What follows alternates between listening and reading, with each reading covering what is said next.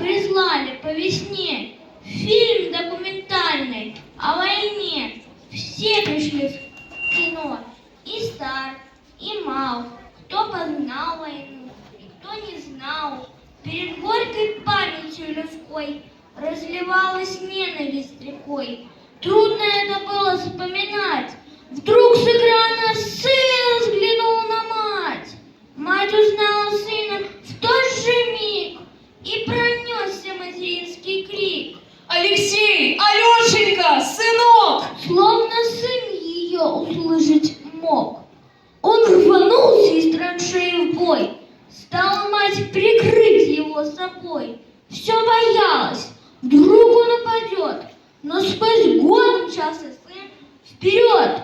«Алексей!» — кричали земляки. «Алексей!» — просили. «Ты беги!»